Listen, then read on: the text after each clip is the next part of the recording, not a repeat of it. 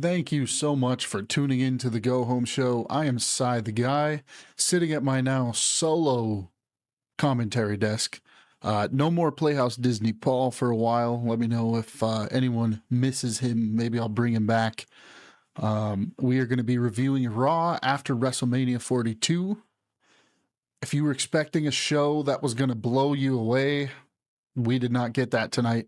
We did get some very good elements that gives us hope for the future.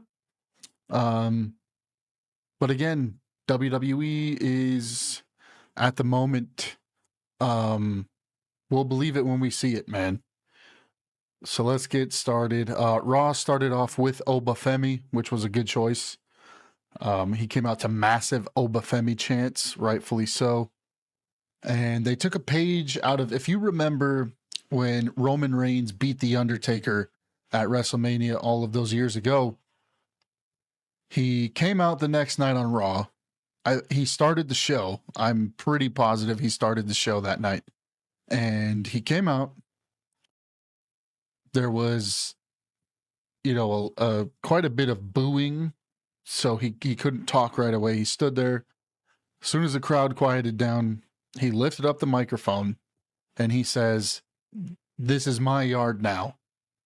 Drops the mic, and that was it. And that's all he needed. This did kind of remind me of that, except a babyface version. Obafemi comes out, massive chance. He waits for the crowd to settle down, grabs the microphone, and he says, "The ruler has arrived." Drops the mic. That was it, and that's all that was needed. So I thought that was a very, very good segment. Very good way to have Oba come out and address the audience after beating Brock Lesnar. Then we get Asuka, who cut a cinematic vignette backstage. She said Io didn't show her the respect she deserved. Then Kyrie says, "I beat you last week, and this week we will beat you again." So automatically off the top, I'm not excited, because what we're getting yet again for the billionth time in a row is Rhea and Io versus the Kabuki Warriors. How many times do we have to see this match? This is like the 1,000th time in the last several months that we've seen this same match. Rhea is also a SmackDown superstar. So they addressed this at the end of the show. But I'm gonna need a damn reason why all of these SmackDown superstars and Raw superstars, they get to just show up on whichever brand they feel like that week. What's the point of the brand split? I'm sure there are creators in the IWC who will tell you that, who cares? Just enjoy the show for what it is. No, I will not do that, goober. Goofy goober who lives in his mother's fucking spare bedroom. No, I will not be doing that. Why? Why are these superstars allowed to bounce from show to show, regardless of what show they were drafted to? It makes no sense. What's the point of the draft then? And then I want to know what's so wrong with my fucking idea of going back to how it was when the WWE draft was first presented to us, when you had The Undertaker was the undisputed champ, and he would appear on both shows. One championship, and it made it so it was so much less convoluted, and it made the championship mean so much more, because you only had top guys from either show vying for the undisputed championship.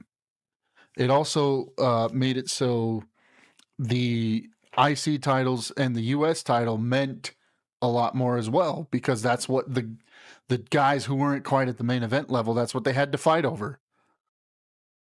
But with this, people can just jump back and forth and it doesn't matter. So I'm probably just being nitpicky with that, but the question remains. I would like an explanation. So then we get Rhea and Io versus the Kabuki Warriors. Io and Kyrie started the match. Kyrie mocked Io Sky and then hit a head scissors followed by a running knee. Io then hit a backbreaker. She tagged in Rhea. They hit a double team splash. Rhea hits a big drop kick. Asuka gets the tag. Asuka hit her with a strike combination followed by a big knee. Rhea hit a head kick. Asuka hit Rhea with a huge roundhouse head kick, sent her out of the ring, and then Kyrie dove off the top. You heard a pretty audible thud when Kyrie dove onto Rhea on the outside. I couldn't quite tell if that was Rhea's head hitting the ground or if that was Kyrie's body. Either way, it sounded like it hurt like a son of a bitch. So hopefully both ladies are okay. Then we get an ad break. Then we come back to Rhea hitting a big kick. She made the hot tag to Io. Io hit both women with Shote uppercuts.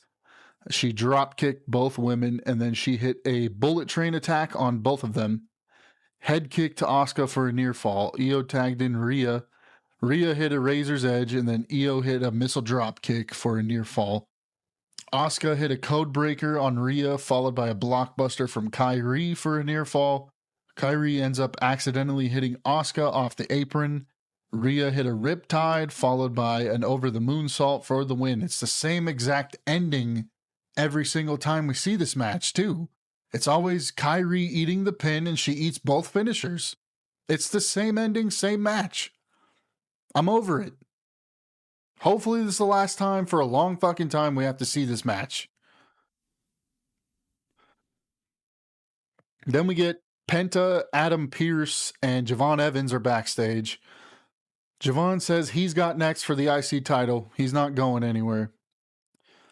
Adam Pearce says, I'd like to introduce you to Raw's newest star, and Ethan Page came into view. Long overdue debut, man, is Ethan Page's debut. And then a match is made right then and there for Ethan Page and Javon Evans. So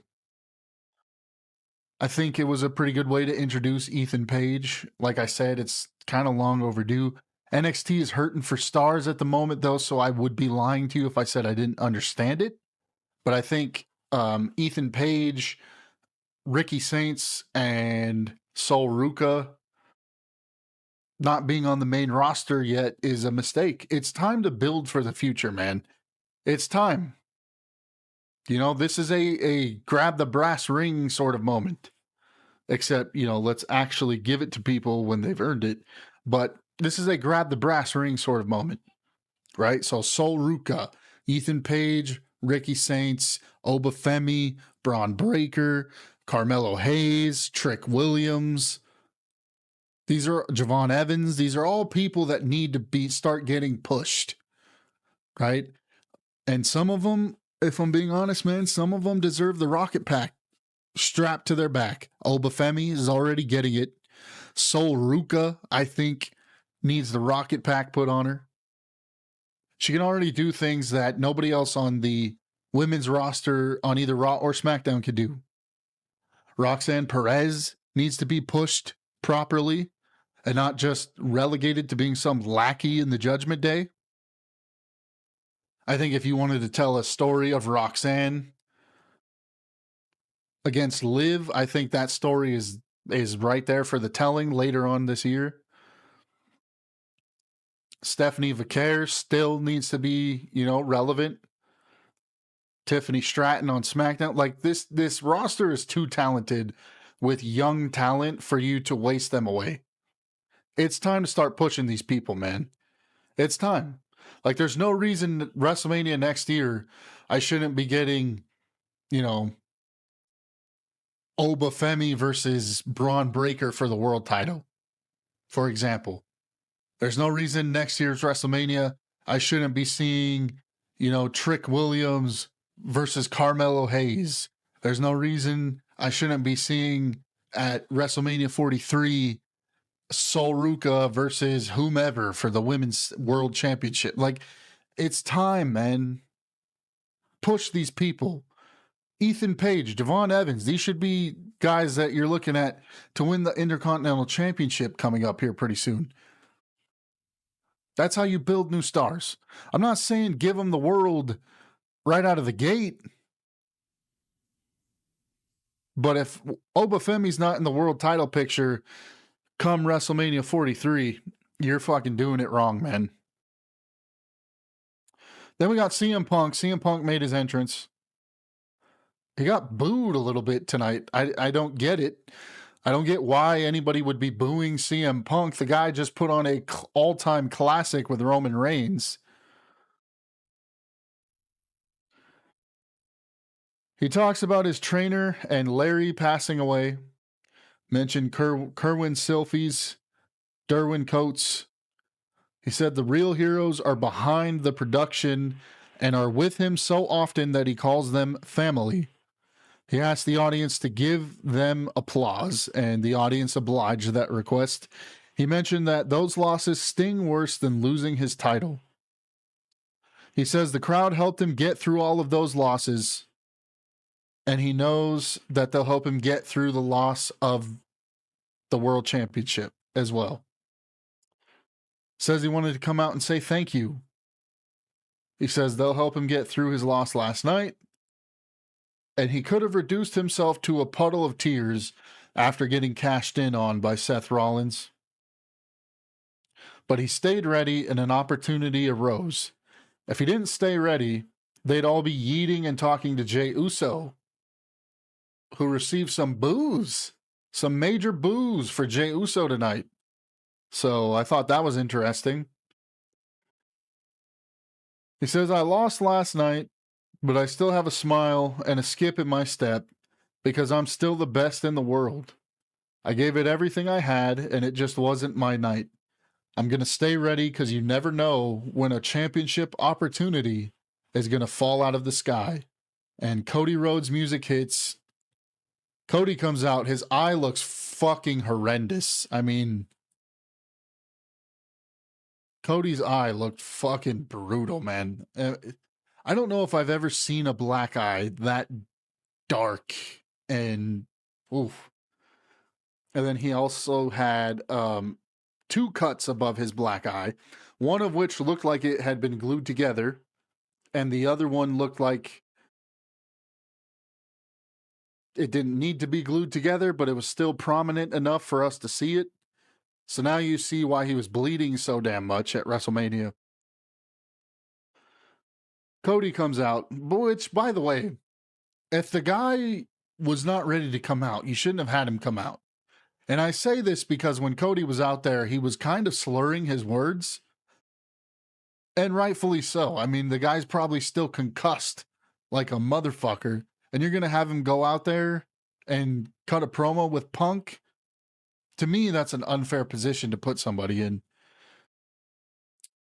Cody comes out. He says he was watching, and he says he thought CM Punk would be freaking out. He says he doesn't know what he's supposed to do, but he feels like a loser. Punk says you beat a first ballot Hall of Famer and a legend. You fought someone Punk says he fought someone he hates, and that's really easy. You fought a friend and a mentor, and that's really hard. You feel this way because heavy is the head that wears the crown. Path for you is keep being champion, keep winning. For me, I need to stay ready because you never know when a championship opportunity is going to fall out of the sky, as he stares directly at the WWE Championship. Punk goes to leave, and Cody says, hey, Punk, just say when. It's a cool little moment. Some foreshadowing. That was allegedly the original WrestleMania plan, was Cody Rhodes versus CM Punk. So it's nice to see that we're still hopefully going to get that at some point down the road. Balor cut a vignette. He says, Dom was the first to fall. He says he expected this type of betrayal from Dom, but not from JD. All those years helping him grow into one of the greatest performers on earth, he says JD made a choice and chose Dom. This is now a full circle moment. I brought JD into this business, and tonight I'm going to take him out. Pretty good. Let's please get Finn Balor back to the main event scene. It's long overdue, And the weird old man that used to run this company didn't like Finn Balor, probably because he was too small. You know, he's not some roided up musclehead, so didn't fit the old man's vision for what he thinks a good professional wrestler is. Then we get Ethan Page versus Javon Evans. Both guys go back and forth. Evans hit a stunner. Page gains the upper hand, locks in a grounded headlock. Evans breaks free, hits a drop kick, followed by a head scissors. Then he hit his leaping splash. We go to ad break, and then we come back, and Evans hits a suicide dive right away. Evans then hit a springboard crossbody for a near fall. Evans is selling his ribs still from the ladder match from yesterday's festivities. He goes up top, and Page cut him off, threw him off the top, and he hit his signature pull-up power slam from the mat. Looks beautiful. Beautiful looking move by Ethan Page. Page gets tossed outside, eats a super kick, and then Rusev pops up right in the timekeeper's area. Javon Evans leaped over that timekeeper's wall onto Rusev. Then he goes back in. Ethan Page is inside. And he ate a twist of fate by Ethan Page for the 1-2-3. And that was it. Rusev then attacked Evans after the match. Penta came out to save him. And then Page attacked Penta. And then Rusev ended up locking in the gosh, what is his he's been off TV so much, I don't even remember what his finisher is. The Steiner recliner looking thing. I forget what Rusev calls it. Forgive me. And that's how we end that segment. Rusev holds up the IC title. Do I think Rusev is going to win the IC championship? No. Nope, that ship has sailed. It's like I said in a previous video, man. These ships in pro wrestling, they sail. And if you miss out on boarding the ship, that's it. A lot of times you don't get a second chance. So, it is what it is. I noticed that we had shorter ad breaks tonight than we did for Commercial Mania over the weekend. So that's always refreshing, man. You know, we get, 3-minute ad breaks for Monday Night Raw? And for the majority of WrestleMania, we had 5-minute fucking ad breaks for the majority of WrestleMania. The fact that I even have to say that is a joke. Liv Morgan came out with the Judgment Day. Chants of "You deserve it" rang out.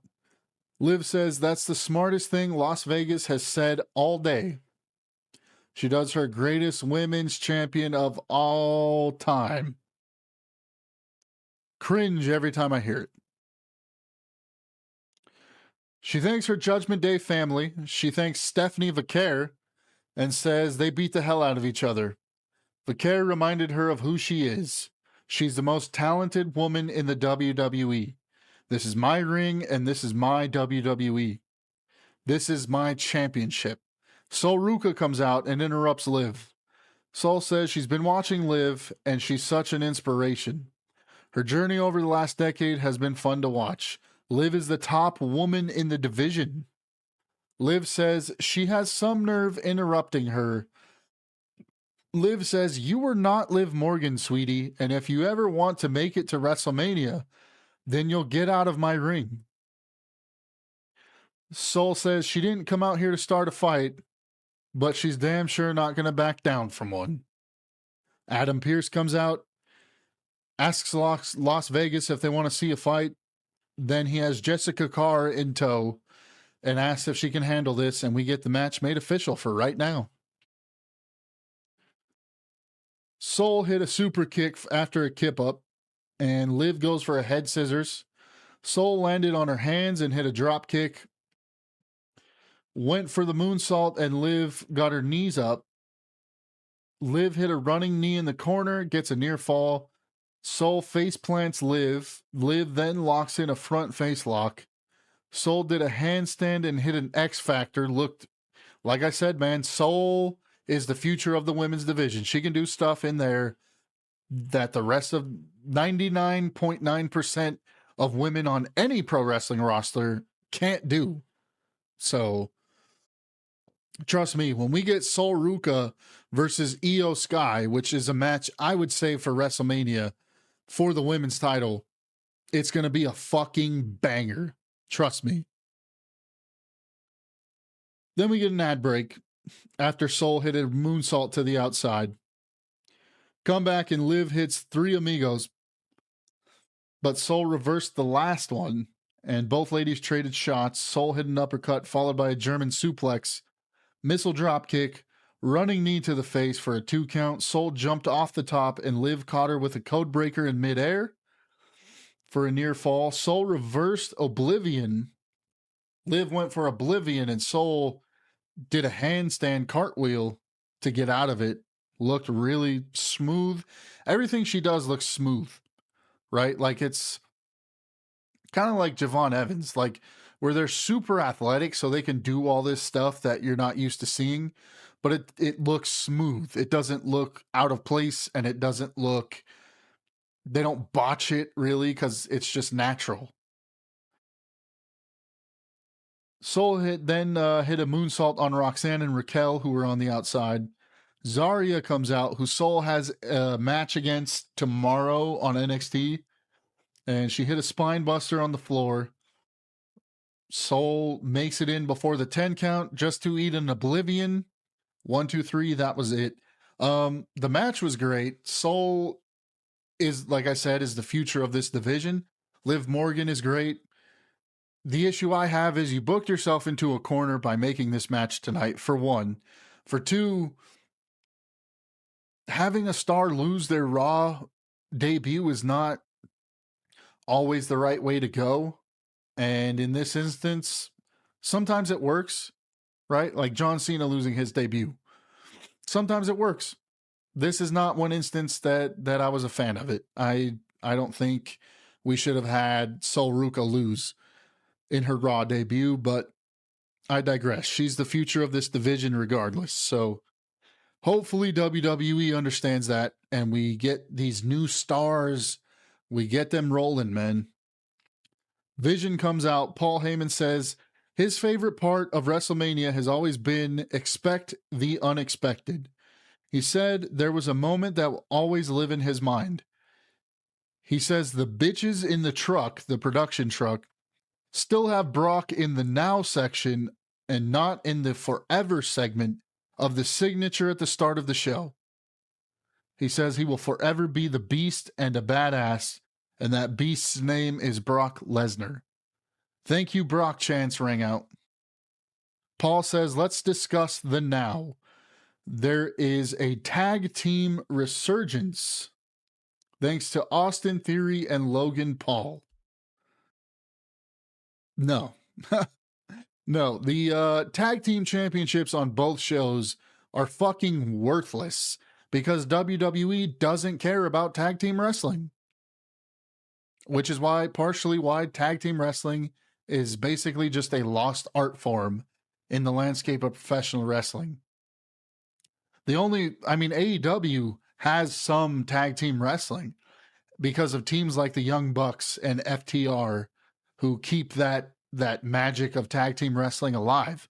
WWE books it in a way that tells you they don't give a shit about tag team wrestling. They don't. I wish they did, because they could have one hell of a tag team division, but they just fucking choose not to. So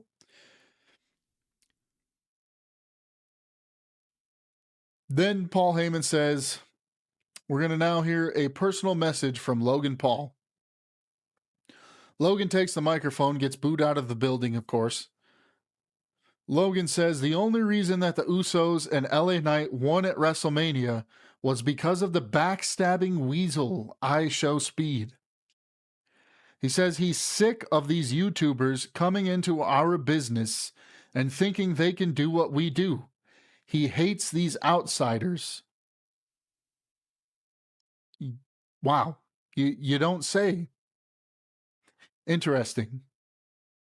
Obviously, he's doing it on purpose. It's supposed to be, it's a heel tactic for one, and it's supposed to be a little funny. I think Logan Paul is great. I get everybody hates him, but as far as a WWE wrestler goes, you got to give the kid his props, man. He's not a kid. We're like the same age. You got to give him his props, man. He's not bad. He's great in the ring, and he gets better on the microphone with time, and he knows how to work a reaction out of the crowd, which is what a big chunk of this business is all about. So you can hate it all you want. Logan Paul is going nowhere, rightfully so. He says him and Theory are still tag team champions, and that is what matters coming out of WrestleMania. Paul says we need to realize the magnificent. Paul Heyman says we need to realize the magnificent favor that was done for him by Gunther, and he realizes that he owes him one. And then he introduces Braun Breaker. Breaker comes out, is greeted by the dogs barking from the audience. Breaker says he was thinking a year ago is when he became the leader of the Vision in this same arena because Rollins was too weak. He said his favorite part of the weekend was Seth getting this close to beating Gunther, and then he was able to ruin everything for him. He says he hopes Seth is watching because every single day moving forward, he's coming after him. Seth's music hits. Seth pops up behind the Vision, smacks Braun Breaker in the back with a steel chair. Seth somehow botched hitting him with the chair, and the top lip part of the chair hit Braun Breaker's back, the back of Braun Breaker's head, and it was bleeding fucking everywhere. So that looked like that was not fun to take. Welcome back to Monday Night Raw, Braun Breaker. So he hits Braun Breaker in the back with the steel chair. Then Logan Paul and Austin Theory, they start attacking Seth Rollins. They're getting the better of him. And the next thing you know, the Street Profits music hits. The Street Profits come out, and they start attacking Logan Paul and Austin Theory. So again, a team that was on SmackDown is now showing up on Raw without an explanation. I'm sure it's just me that wants shit to make sense, but come on, man. Come on. Give me some kind of explanation. Or either that or end the fucking brand split and let's be done with it. It's fucking pointless. They start fighting all the way to the back. So we're just left with Breaker and Rollins in the ring. Rollins hit a super kick and went for a stomp, but Braun moved and hit a spear instead. Breaker, this is where you really see the blood coming from the back of his head. And then he speared Seth again, and that was it. I think this segment was a good segment. It touched upon things that it needed to touch upon. Braun Breaker being back, him and Seth Rollins kickstarting their, the rivalry that they had going before Rollins' injury. That was the plan for sure. And it got derailed by Rollins getting hurt, by Breaker getting hurt. So, well, actually, allegedly the plan was Seth versus Roman at WrestleMania. And Seth got hurt, so they decided to end the Vision.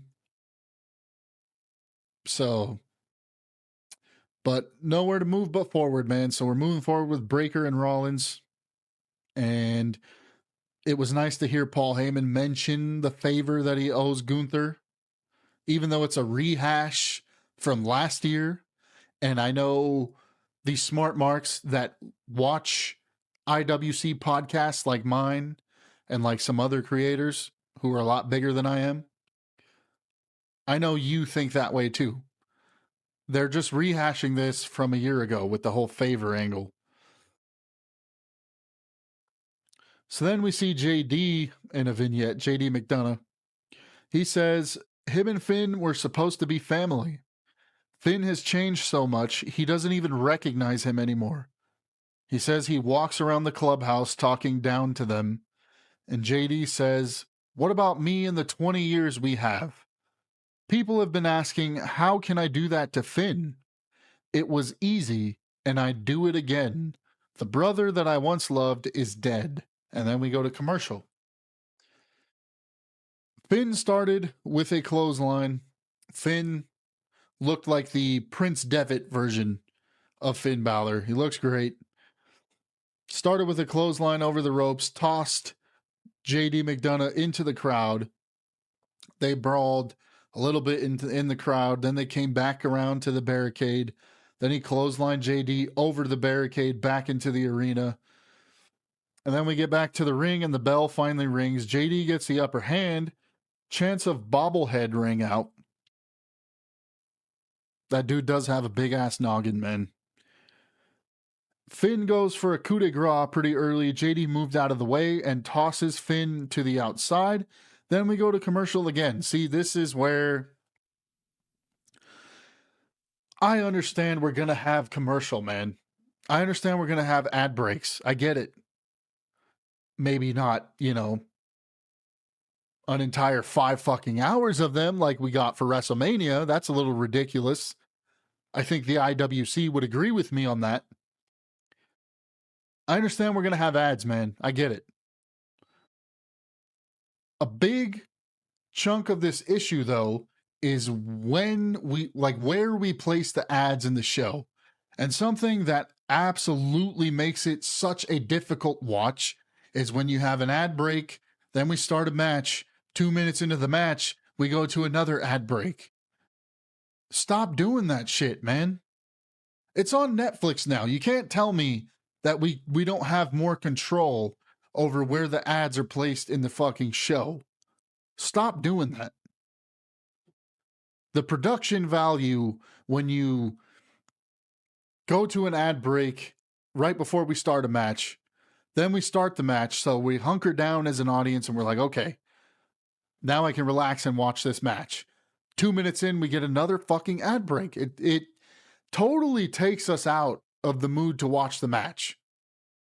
So WWE and Netflix need to come together and figure this shit out, because that sucks. If I'm being nitpicky, let me know. If you guys agree with me, let me know.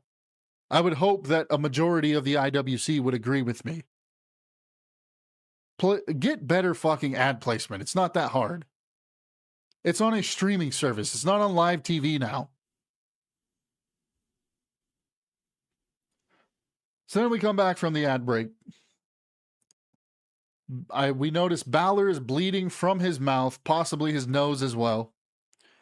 Balor hypes up the crowd. He hit a sling blade, went for a shotgun drop kick. JD moved out of the way and hit him with a headbutt. I would not want to take a headbutt from JD Bobblehead McDonough. No, thank you. JD went for a moonsault and Finn put his legs straight into the air, caught JD right under the chin. Looked fucking brutal. JD McDonough does not get the credit he deserves. This dude is easily one of the best sellers on the fucking roster. I mean, when this guy gets hit with a big move, he makes it look like he just got fucking hit with an RPG from GTA 5. Does not get the credit he deserves. The guy can sell his ass off. Then Balor finally hits the shotgun drop kick, hits the coup de grace for the win. Dom attacked Finn Balor after the match. Finn got the better of him, and that was that. So the back rehash, we will not be referring to it as backlash on this show. It will be referred to as rehash, because we just rehash all the feuds that we sold as big money matches. You only see this once type of shit at WrestleMania, and then we just rehash them for Backlash. Lazy fucking creative, per usual. I was hoping we would kind of get away from that moving forward, and there are some things that are different. Like, it appears we're going to be getting, as of right now, a Jacob Fatu Roman Reigns match for the world title at Backlash. So there are some things that are different. We're not going to get Cody and Randy, I would assume. But we're going to get Finn and Dom again. Why? What's the point? What's the point? You only deemed it worthy at WrestleMania for 8 minutes and 36 seconds. So why would I want to get a second one? If you don't care about it, why the fuck should I? Makes no sense. Enough with the rehash. Then we see Gunther in the back getting interviewed by Jackie Redmond. Gunther says, "There is no me and Paul Heyman. I'm focused on having the World Heavyweight Championship around my waist." LA Knight interrupts. He says he's also got his eyes on the World Championship, as both WrestleMania winners. You know, I'm an LA Knight guy, but having him say this made no sense. Beating Logan Paul, Austin Theory, and I Show Speed is one thing. Gunther beat Seth freaking Rollins. So pretending those victories are equal it's just dumb. It's dumb to me. But LA Knight says he's got his eyes on the World Championship. He says Gunther needed help. It was a 3-on-1 at WrestleMania, so that basically counts as an L, and that L is missing the A and the Knight. Yeah.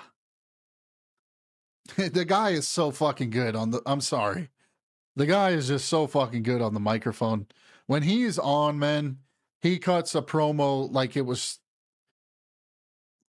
He has a unique flavor on it, right? It's Stone Cold Steve Austin-esque, but his own personal spin on it. He's like Macho Man Randy Savage, charisma-wise anyway. He's like Macho Man Randy Savage mixed with The Rock, mixed with Stone Cold Steve Austin on the microphone. LA Knight is fucking great on the microphone.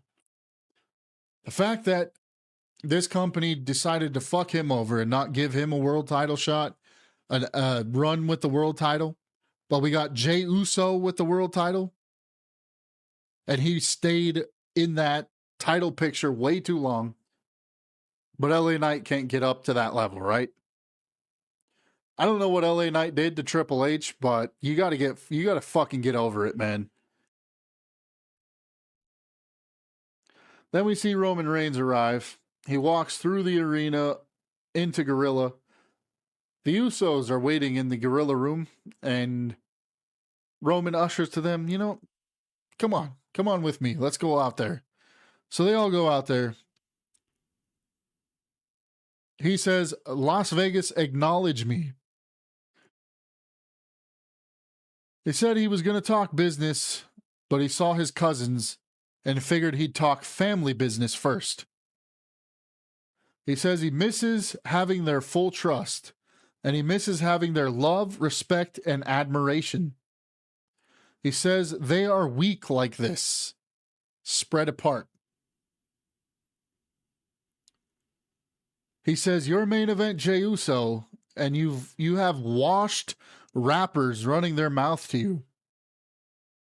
Obviously, mentioning the fight that Jey Uso got into with Cameron, the early 2000s rapper Cameron, who I'm sure nobody gives a fuck about. He says when we're like this, nobody can touch us. When we were like this, we ran the business for 4 years straight. I'm not asking you to serve me. I'm asking you to be my blood and stand with me. Jimmy grabs the mic and says, "We are the ones." So then they throw the ones up, and they're interrupted by Jacob Fatu. Another SmackDown guy showing up on Raw without an explanation. All right. Roman says there's only a couple of reasons why you would be out here. Is it to acknowledge me? And Jacob Fatu adamantly says no. So then Roman says, I assume then it's because you want this, looking at the World Heavyweight Championship. Jacob says he doesn't want the title. He needs it. He needs to upgrade his life. He wants a bigger house. He wants more vehicles. He wants to put his kids in better schools. He wants to be flying on the private jets. Pretty good, truthful promo from Jacob there. Roman says, maybe you can beat me, but there's not much footing at the top of the mountain. And I'm not sure you're ready for the burden of being champion. We need to talk about what happens if you lose. Are you ready to acknowledge me? I'm going to give you the rest of the week to think about it because I don't know if you're ready. So I'm assuming Roman's a babyface now. I think this is far too early for Jacob Fatu and Roman Reigns. The show goes off the air after that. I think this is far too early for us to be getting Jacob Fatu versus Roman. I think that's like a SummerSlam or WrestleMania match. Why we would be getting it at fucking Backlash, I don't know. I don't want to see that at Backlash for a multitude of reasons. One, I think the feud deserves more than 3 weeks of fucking build, which the fact that we have WrestleMania and then we have another PLE 3 weeks after WrestleMania is a joke, man. How are we supposed to build storylines in 3 weeks? 3 weeks? Make the PLEs once a month and have it at that. Jeez, like, I don't know if that's a TKO call. I can see that being a TKO call, but it sucks. PLEs need to go back to being once a month, and that's the end of it. Far too early to be giving us Roman Reigns and Jacob Fatu. That's a WrestleMania-worthy match. And I think the dynamic of Jacob Fatu being paired with the Usos, who are paired with Roman Reigns and forming this new edition of the Bloodline, I think that's more interesting than seeing Roman Reigns go against Jacob Fatu at Backlash, because you know the result of the match is far too predictable, and that match deserves a little bit of build. And that's it. I think this is a mistake if they go this route. So we'll see how it goes, man. Was it a good... I mean, it was a good show. Like, for a Monday Night Raw, it was okay. Did it deserve the Raw After Mania hype? No. No. I am excited, though. We did get some debuts that have been long overdue. We might see... I don't know if we'll see Ricky Saints on SmackDown then, but it's time to call Ricky Saints up as well. So I'm looking for some more debuts on SmackDown. And Ethan Page, great debut. I think he has future IC champ written all over him. Sol Ruka is the future of the women's division, mark my words. And of course, we have the ruler Obafemi. WrestleMania 43, Obafemi will be walking out with the world championship, mark my words. This has been another edition of the Go Home Show. This has been the Raw After Mania edition of the Go Home Show. I am your host, Cy the Guy, as always. Thank you so much for joining me. I appreciate it. Let's help this channel grow so I can reach more people like you who want to hear honest wrestling takes, don't want to hear fluff bullshit.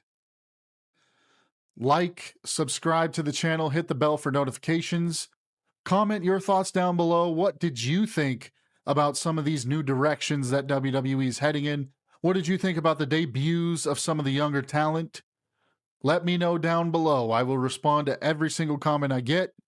And let's take this channel to the next level, man. Won't be too long. You stick with me. WrestleMania 43 comes around. We might have sponsorships by then. We might have collaborations with some bigger creators by then. We're going to take this to the moon. We're going to strap the rocket pack on this channel, just like Triple H has strapped the rocket pack on Obafemi. So I appreciate you guys joining me for this review.